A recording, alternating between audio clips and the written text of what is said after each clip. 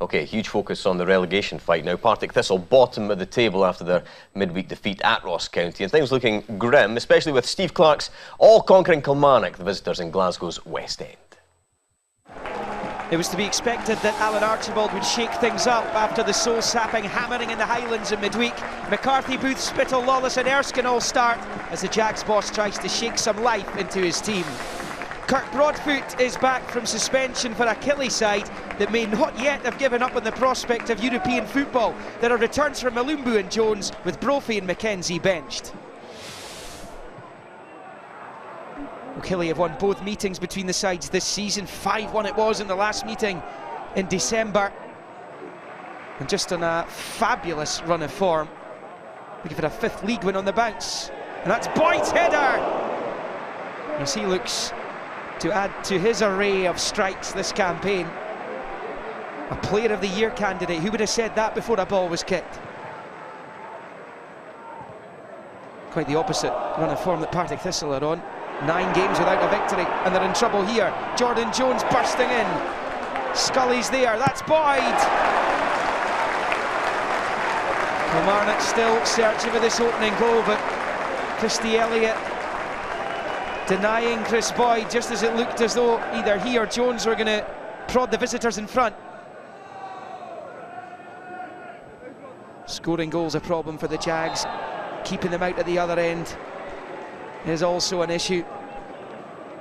It's a potent mix, and it's coming at the wrong time of the season. And they have this free kick opportunity, which player Spittle stands over. Plenty to hit in the middle, that's for sure. One was Osman. Oh, and Jamie MacDonald. Wasn't too sure where that was going. It's the former Killie striker Connor Salmon. And hit it back across, comes off the top of the bar.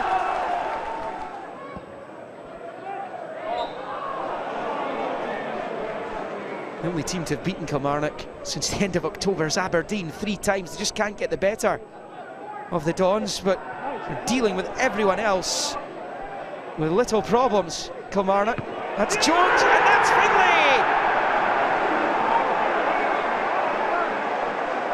You can tell by the celebration he hasn't scored too many.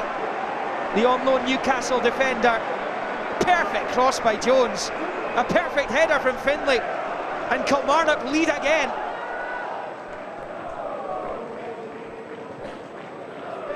If Killie managed to win this game, they'll be the first team in the Premiership to win 5 successive matches in the league. Astonishing stuff. Here's Erskine. Too hot to handle for MacDonald. And Broadfoot denies Salmon. Fabulous defending. It's Erskine's effort. Salmon on the follow-up. And there was Broadfoot. Booth. 1 point out the last 15 at Firhill for Partick Thistle. It's not good enough at this stage. As Erskine finds Salmon. He's so close again. A rueful shake of the head from Connor Salmon. It's a rare stray pass by Yusuf Mulumbu. And now Lawless. Opportunity perhaps here for Thistle. Chris Erskine again. And once more it's Broadfoot. A frustrating day at the office for the Glasgow team.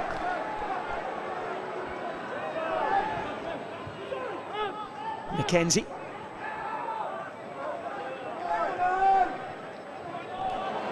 O'Donnell. Mulumbu. We'd want that again. O'Donnell offside.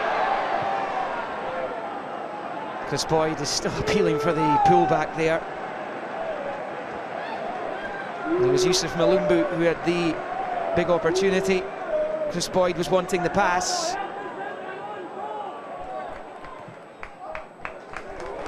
Thistle haven't scored in their last 4 since Connor Salmon's early penalty at Hamilton in February. That's how profligate they have been. They have been creating chances in this game. This is Booth. MacDonald, not decisive, it's Elliott. That kind of sums things up. In fact, that does. They're not even getting the throw-in, which Callum Booth is still protesting about.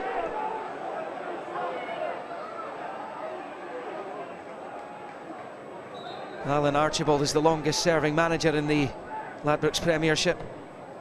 He's under pressure. Back it comes for Tshibola. Stuart Findlay again, causing problems in that Thistle box. There wasn't a lot in the game. You can see things aren't quite falling for us. We get a couple of chances, things bouncing about the box, and ricochets doesn't quite fall to one of our players. So no, it was positive. It was more positive today. I think there was a lot more desire for the players to try and get back in the game and win the game. It was quick thinking. Sometimes with the players I'm a little bit harsh when I say that they don't think quick enough on free kicks and situations like that. And Gary put it down, slipped Jonah in, Jordan Jones in, and was a terrific cross with his left foot. And I think a simple header for the big man, but I guess there's a vital 3 points. Yeah, let's not talk about the Stuart Findlay goal celebration. Oh dear. Suffice it to say, another fantastic win for Kilmarnock. As for Partick Thistle, it's getting critical. Toxic combination, Michael. They cannot score, they cannot defend.